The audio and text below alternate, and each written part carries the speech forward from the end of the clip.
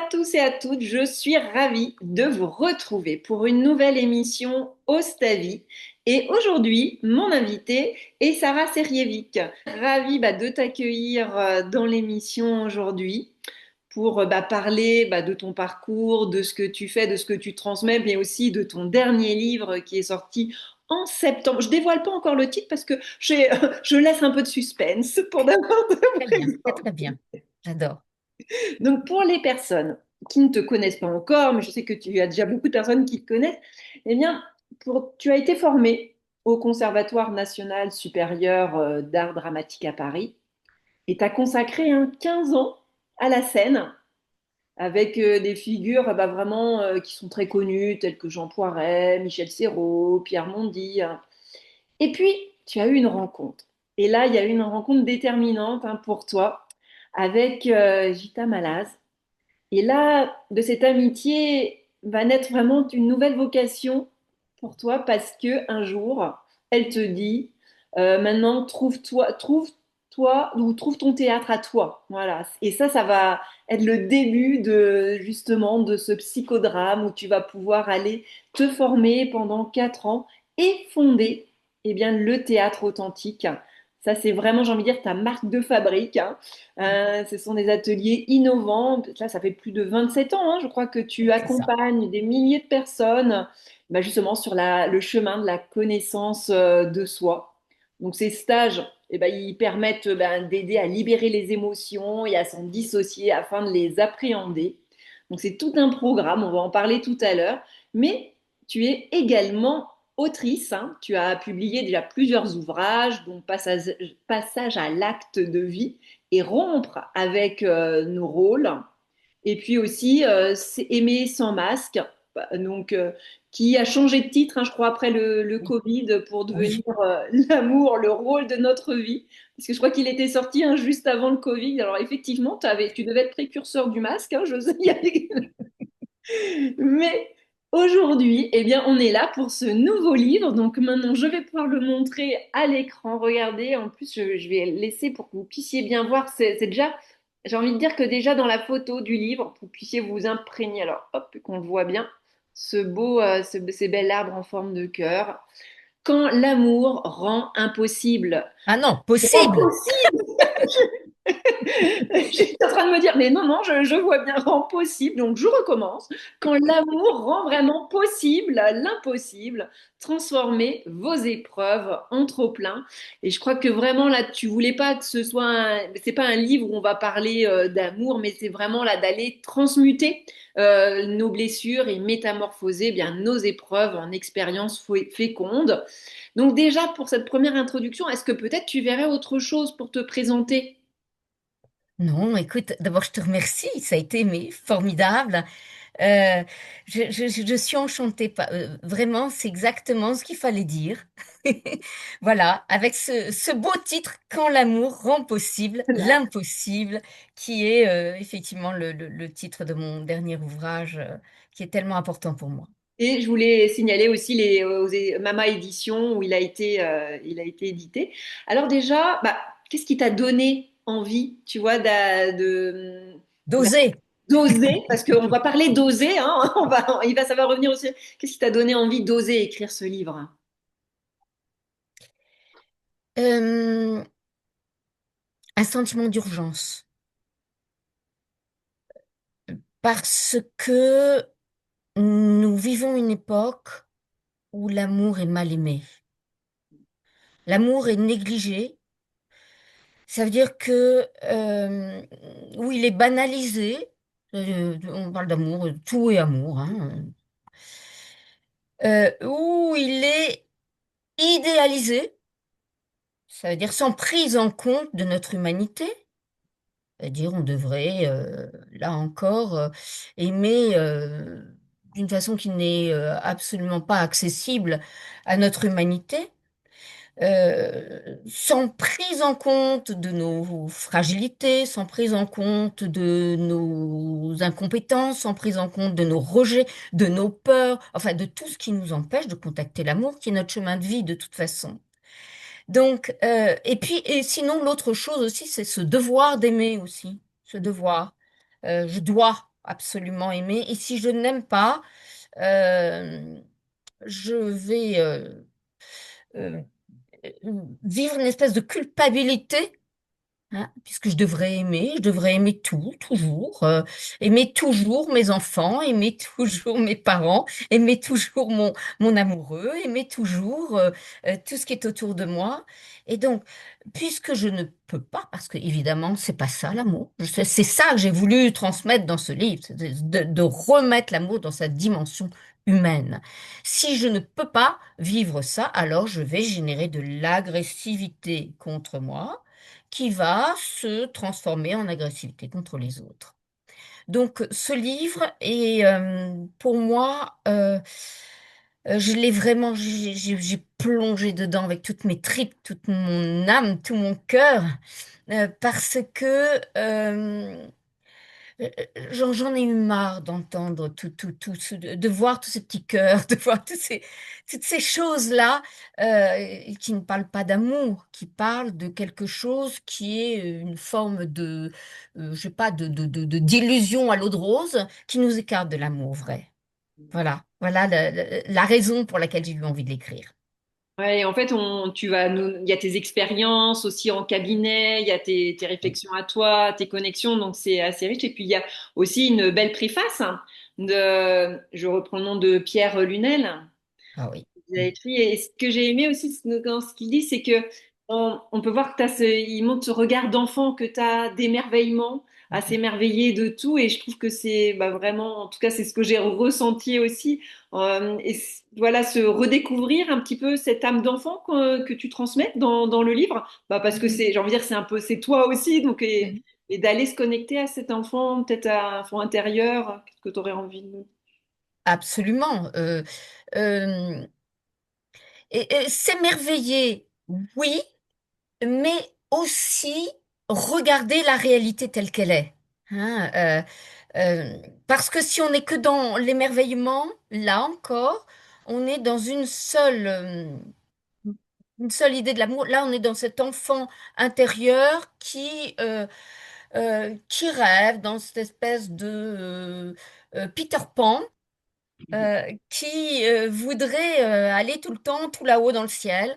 C'est pas la réalité. Je répète que euh, euh, l'enfant intérieur, pour le retrouver, il doit être pris en compte dans toutes ses parts du pire au meilleur. Ça veut dire dans ses colères, dans ses peurs, dans ses impuissances, cet enfant intérieur qui hurle dedans doit être rencontré dans sa réalité avec beaucoup de respect, de bienveillance. Et c'est comme ça qu'on va le consoler. C'est comme ça qu'on va pouvoir retrouver, euh, l'aider à retrouver en lui cette capacité d'émerveillement que très tôt il a souvent perdu. Parce que très tôt, l'enfant entend je sais pas, un petit garçon, il va entendre un garçon, ça pleure pas. Une petite fille, ça n'a pas le droit d'être en colère, parce que t'es moche quand t'es en colère. Donc, il a tout refermé, ce petit enfant-là, pour être conforme à ce qu'on attend de lui. Et c'est comme ça qu'il a perdu son émerveillement d'être vivant, son émerveillement devant les choses les plus simples de la vie. Euh, Tout à l'heure, tu vois, j'ai beaucoup aimé avant de commencer l'émission. On a respiré toutes les deux. Hein, j'ai adoré ce moment. Tu vois, c'est tout simple, mais c'est ça l'émerveillement, c'est être conscient que voilà, quelles que soient nos expériences, il y a toujours à l'intérieur de soi cette force extraordinaire, cette force vivante qui est capable de transformer les situations les plus difficiles pour en faire des lieux de créativité, des lieux et des mouvements d'évolution de notre être. Et Voilà, c'est ça. c'est vraiment ce que tu transmets avec le théâtre authentique, quoi. C'est vraiment que les personnes puissent aller se connecter, j'ai envie de dire d'âme à âme un peu, où tu peux leur permettre. Et c'est vrai que le théâtre, pour ça, c'est magique, quoi. Oui, enfin, le théâtre authentique, c'est différent du théâtre. Hein. Oui. Oui, ça c'est ta Très méthode, hein, différent. vraiment. Oui, oui. Parce Est-ce que, que tu peux nous expliquer justement? alors, le théâtre authentique, justement, c'est un lieu euh, de, c'est un espace de connaissance de soi, où on va parler en vérité. C'est vraiment en vérité. C'est un peu, on va faire l'inverse du théâtre, où le théâtre, malgré tout, on joue un personnage, bon, qui va permettre aux spectateurs de se retrouver et de vivre par procuration peut-être des émotions qu'ils ne peuvent pas vivre. Mais là, le théâtre authentique, on va se permettre de parler en vérité. On va exprimer nos blessures, euh, et on va pouvoir les réparer, les consoler. euh, Comment? Par la vérité du cœur. C'est-à-dire que euh, on va pouvoir oser dire ce que on n'a pas osé dire à quelqu'un. Par exemple, dans une situation où on a été blessé, on va oser dépasser une situation de frustration en allant justement vivre ce qu'on n'a pas osé vivre à ce moment-là.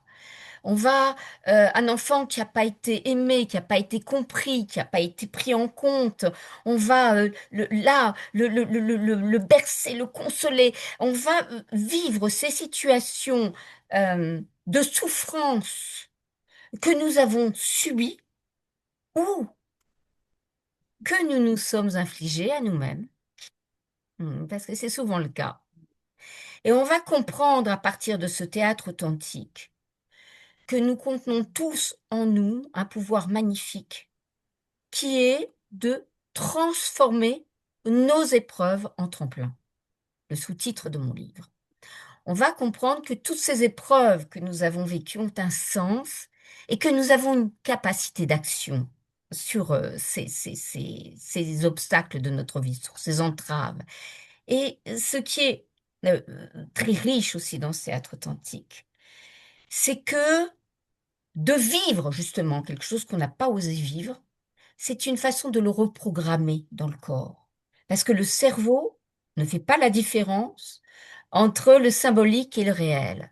Hein, si je te dis, Nathalie, ferme les yeux et imagine que tu es sur un vélo, et ben voilà, là, tu es en train d'imaginer que tu es sur un vélo, tu sur un vélo, et ton cerveau fait exactement la même chose que si tu es réellement sur ton vélo dans cet instant-là. Et bien là, de vivre cette réparation va permettre de la programmer dans le corps, et ça va permettre aussi de voir que nous ne sommes plus seuls avec notre souffrance. Et alors, nous ne sommes pas seuls avec, à souffrir. On croit toujours qu'on est les seuls à avoir vécu des choses traumatiques. Or, malheureusement, beaucoup de personnes ont vécu des drames, hein, parce que c'est notre chemin de vie, justement, d'aller dépasser ces drames pour en faire des tremplins, pour aller agrandir notre territoire, agrandir notre capacité d'exister, d'aller chercher là-dedans quelqu'un qui a, par exemple, qui s'est fait avoir pendant des années parce qu'il est timide, ben, ça va l'obliger, hein, à rencontrer sa dimension d'affirmation de soi. On va aller chercher la part de soi qui demande à se révéler, à être révélée. Ouais, c'est vraiment mieux. Et quand tu parles de souffrance, c'est vrai que tu l'expliques bien dans le livre aussi, la souffrance de ne pas donner de l'amour, la souffrance aussi de ne pas recevoir de l'amour. Et c'est vrai que bah, c'est ces souffrances qu'on a en soi. Et là, c'est de venir justement, comme tu dis, les libérer ou les transmuter, en fait. C'est ça. Et c'est ça qui est le pire, tu vois. C'est quand tu as souffert et que tu as fermé ton cœur. C'est-à-dire que tu peux plus donner ou recevoir. C'est le pire qu'il puisse nous arriver, ça, tu vois. Tu as mis le Ça veut cadenas dire, à tout fermer. on a fait exactement le contraire de ce qu'il faudrait faire, hein. Au lieu justement de s'ouvrir pour appeler une réparation possible, on va fermer son cœur et on va vivre des distractions, des tas de distractions amoureuses, hein, des petits trucs pour s'enchanter un petit peu le cœur. Mais on va oublier cet essentiel qui est que nous sommes nés pour aimer. C'est le seul sens d'une vie.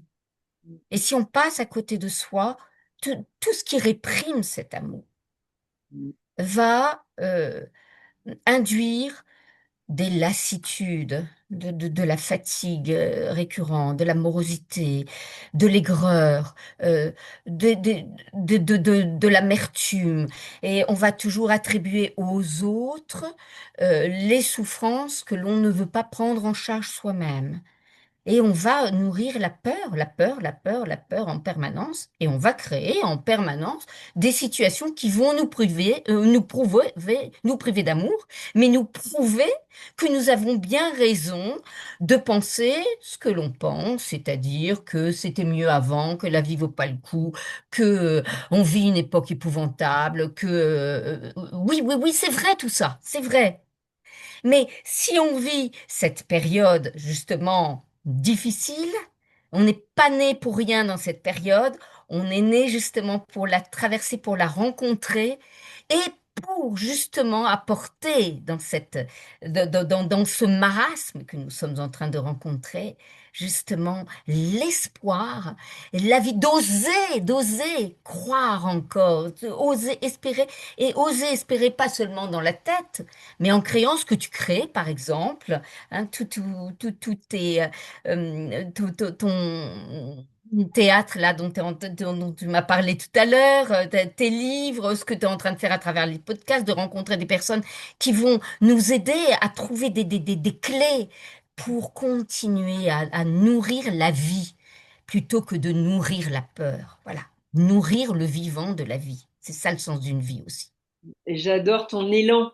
Tu vois, c'est en fait c'est ce que tu nous transmets et ça, je pense que bah on doit te le dire souvent aussi, mais c'est bah, ça a fait du bien par rapport à tout ce qu'on vit actuellement, bah, d'avoir des personnes comme toi qui peuvent nous permettre de nous remettre bah, voilà sur notre chemin.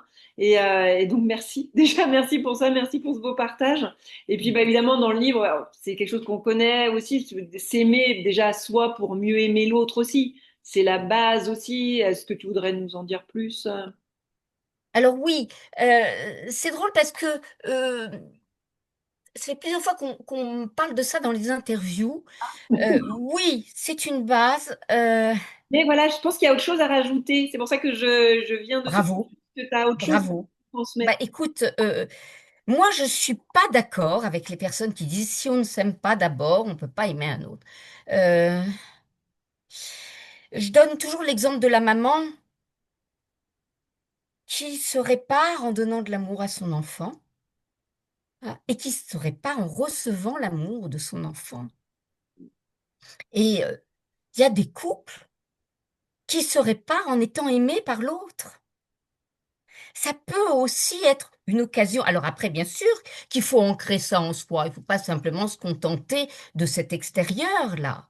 Mais cet extérieur-là, de recevoir l'amour d'un autre, peut nous permettre une réparation qui va nous apprendre à nous aimer nous-mêmes pour aimer mieux après.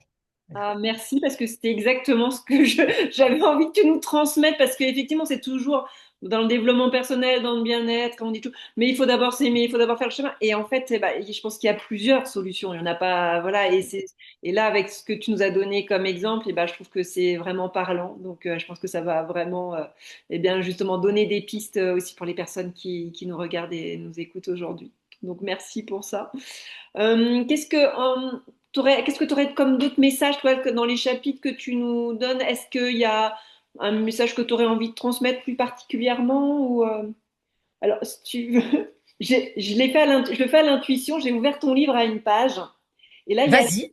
et tu vois là, mon attention est sur tout est relié. Alors, si je te dis tout est relié, qu'est-ce que tu aurais envie de nous dire? Ben moi, j'ai envie de dire que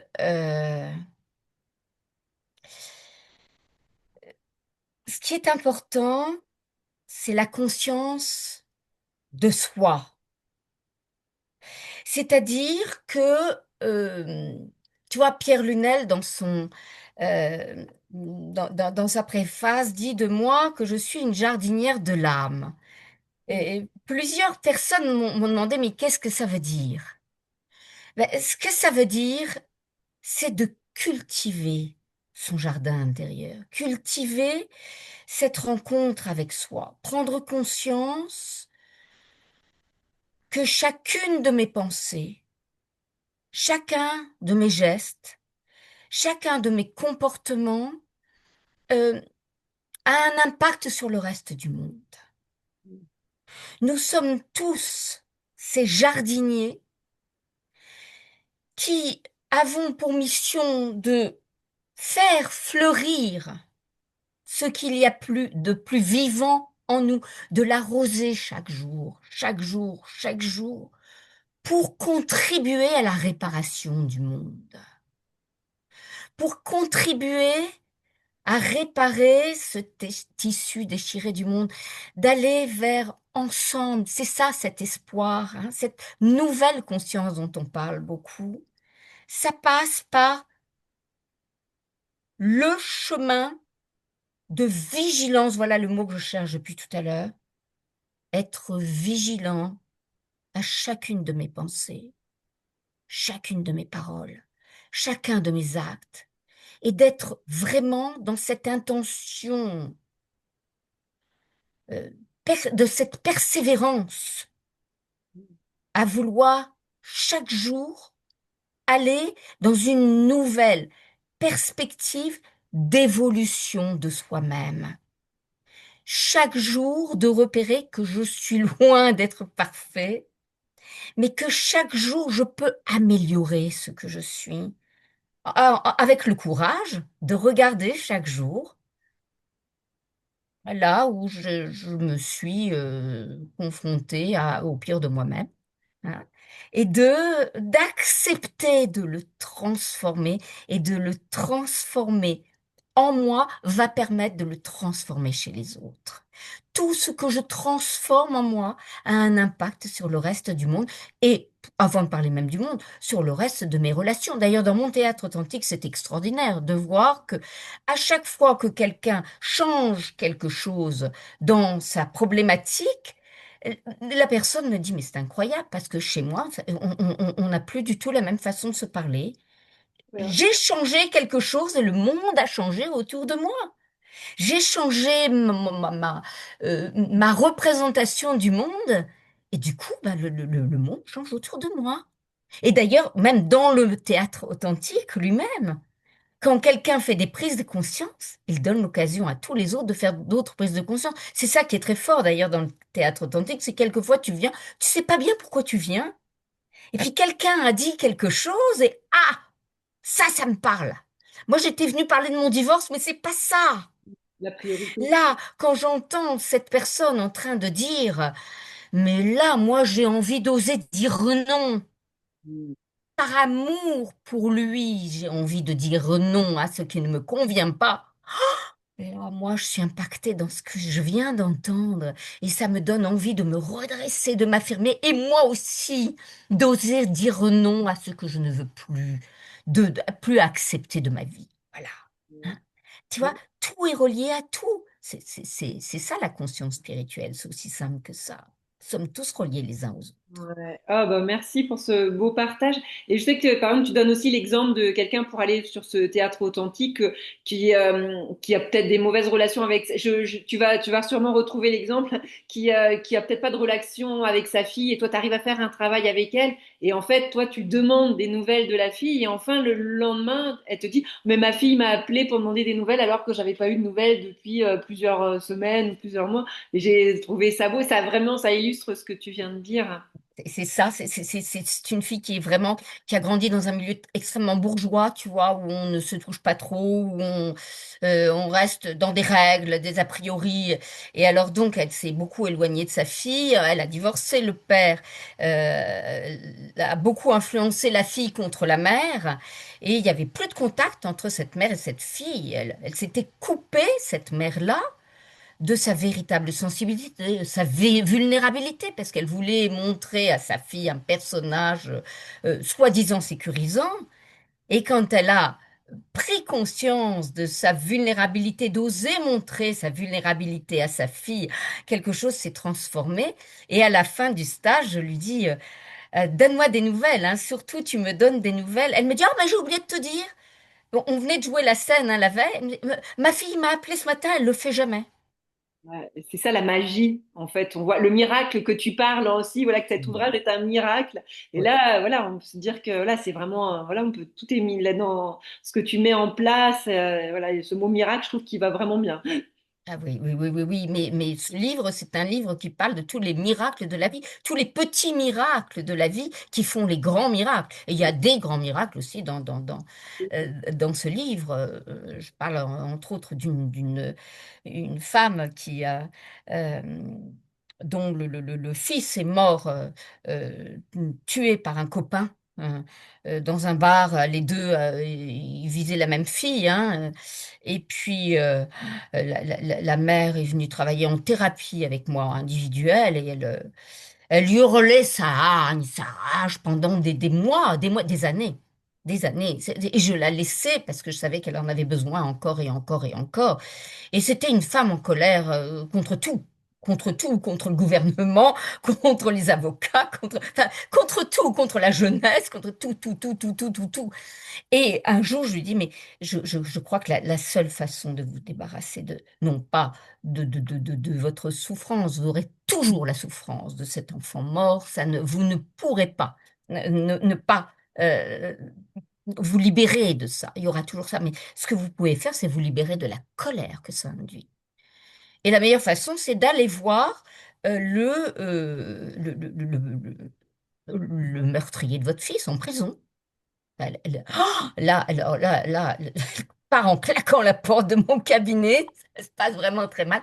Elle va voir le meurtrier, lequel meurtrier, c'est un gosse de 22 ans il n'ose même pas la regarder, évidemment, elle est là, le visage fermé, hein, prête elle avait décidé finalement d'y aller. Pour le voir crever en tôle, m'avait-elle dit, dans son trou, hein. Et, et là, tout d'un coup, elle voit ce pauvre garçon qui est vraiment dans un désarroi absolu.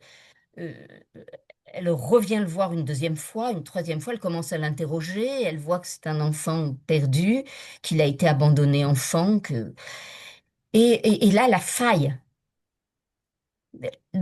la mère, la faille d'amour, là, waouh. Et là, il y a une parcelle de lumière qui perce là, dans son cœur, et son cœur de mère, hein, s'ouvre et tout d'un coup, elle commence à aimer cet enfant. Jusqu'au jour où elle me dit, mais à travers lui, c'est mon fils que je ressuscite. Ah, c'est beau. J'ai des frissons, hein, quand tu Et en... voilà, tu vois, c'est miracle. Et sa vie, c'était après de simplement vouloir aider cet enfant à sortir de tôle. Tu vois comme c'est fabuleux. Ouais, mais tu vois, c'est que tu as osé lui dire aussi d'aller le voir parce que là, c'était Voilà, on va dire que c'était impossible, hein, tu vois, comme c'est vraiment le titre qui maintenant que ça rend vraiment le tout, tout peut être possible grâce à cet amour, justement. c'est ça. C'était Tu vois, impossible. et c'est ça l'amour véritable, ça passe par tous ces états-là. Tu vois, cette colère, cette tristesse, ce désespoir, cette impuissance, ce besoin d'aller, elle voulait tuer le monde entier pour soudain, oh, la faille, tout d'un coup le cœur qui s'ouvre à cette autre dimension d'elle-même voilà, qui est son miracle, son propre miracle, hein. Voilà. Ah, je pense que tout est dit avec cet exemple. Je pense que là, il n'y a pas de mots. Tu vois, Tu on vois, sent tout, quoi. Ouais, c'est vraiment touchant. Et on voit la puissance, hein, de justement bah, que tu peux transmettre grâce aux séances individuelles ou collectives. À qui ça s'adresse d'ailleurs? Qui c'est qui peut venir te voir? Je sais pas, ton public. Je sais pas s'il y a des gens qui regardent, qui t'accompagnent.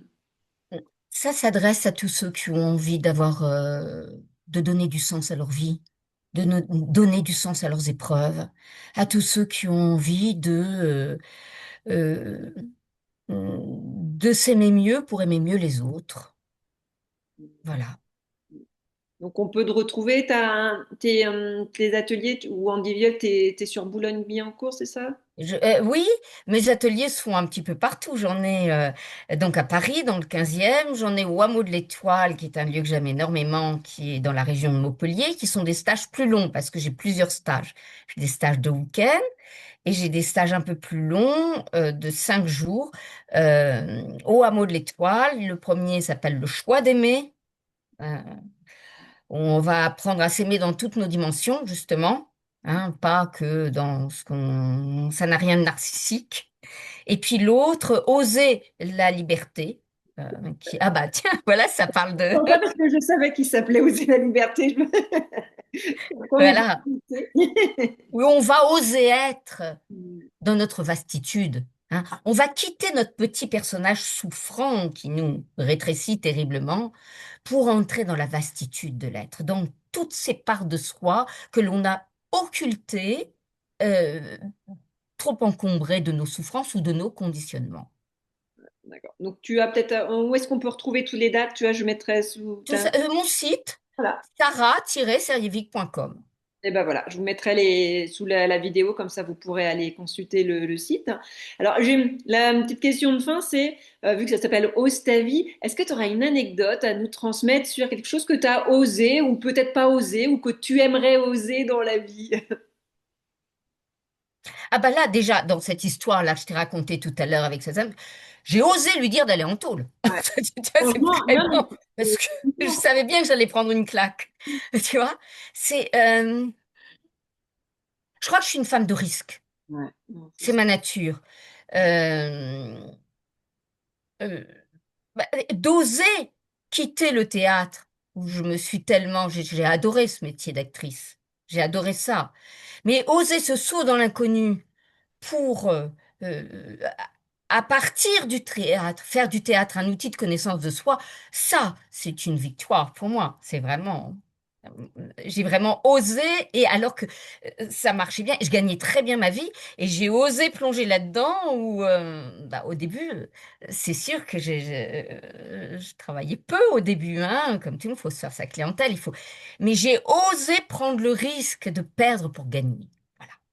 Ouais, bah, tu as très bien fait, tu vois, parce que quand on voit le résultat, donc c'est aussi pour transmettre aux personnes. Voilà, c'est des fois de lâcher vraiment quelque chose qui marche vraiment bien, mais c'est parce que tu étais nourri par, il y avait quelque chose de plus fort à l'intérieur de toi qui te disait de prendre cette nouvelle direction aussi. Donc bravo, bravo d'avoir osé et puis de nous transmettre grâce à tes livres, grâce à tes stages, grâce à bah, les consultations en individuel pour les personnes vraiment qui bah, ressentent de l'élan en fait. Et je pense que ça va vraiment parler le fait de pouvoir communiquer, voilà, sur les réseaux et grâce à cette interview aussi. Si vous sentez l'appel, eh ben, allez voir ce que fait Sarah et je pense que ça peut vraiment faire du bien. Parce que en fait, ce que je ressens, c'est que tu es vraiment connecté avec la personne et que quand tu as quelque chose à lui dire, même si bah, ça peut être dérangeant comme toi d'aller, mais en fait, tu sais en fait qu'il faut le dire. Tu sais que ça va faire bouger la personne. Après, elle a son libre arbitre ou non d'y aller, mais en tout cas, toi, t'as fait ta mission, en fait, c'était peut-être voilà, d'être là pour lui donner l'opportunité d'y aller.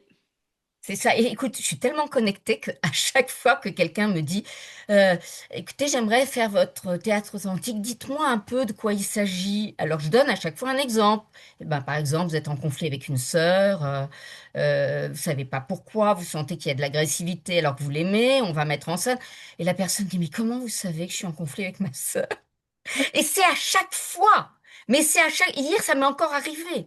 C'est la connexion. Voilà, c'est la connexion. Comme ça parle tout de suite. Comme ça, la personne, elle dit, bah oui, effectivement, c'est ça, mais parce que tu sais, voilà, ça, t'as cette Voilà. connexion qui permet Et de... c'est ce que je fais dans le théâtre authentique, c'est-à-dire que je fais parler l'âme de la personne. Et la personne se reconnaît à travers mes mots, et c'est ce qui va lui permettre de retrouver les siens. C'est super. Bon, en tout cas, merci beaucoup, Sarah, pour ce beau partage. Si tu avais un dernier mot à transmettre, qu'est-ce que tu aurais envie de dire aux personnes qui nous regardent aujourd'hui? J'aurais envie de dire, ne donnez pas raison aux destructeurs de l'amour. Chaque souffrance contient son cadeau. Chaque meurtrier de l'amour a été pour vous l'occasion initiatique de vous révéler dans ce que vous contenez de plus haut. Merci, merci beaucoup Sarah. C'était un plaisir. Je te découvre, hein, comme je te le disais, je ne te connaissais pas avant, mais j'ai appris à te découvrir grâce à ton livre et avec tout ce que tu fais. Donc, merci d'exister, merci d'être là et de transmettre tout ce que tu nous transmets. Voilà, c'est un beau message de fin. Je ne sais plus quoi dire. Merci beaucoup Sarah. Merci Nathalie, moi aussi je te découvre et vraiment merci toi aussi pour toute cette énergie que tu mets à créer, à offrir tout ce que tu offres à travers tes podcasts, à travers ton livre, à travers tous tes ateliers. Merci du fond du cœur. Voilà. Ça fait du bien, on se remercie. Bon, en tout cas, j'espère que vous aurez eu autant de plaisir que nous à regarder, à écouter et à peut-être avoir ces prises de conscience de, voilà, de se dire, bah, tiens, moi aussi, je peux faire quelque chose et il y a peut-être un mot, quelque chose qui aura résonné. Et puis, c'est le début, voilà, d'une nouvelle aventure sûrement pour vous. En tout cas, voilà, je mettrai toutes les coordonnées de Sarah. Moi, je vous dis à très bientôt pour aussi une nouvelle, eh bien, émission Ostavi. Et encore merci.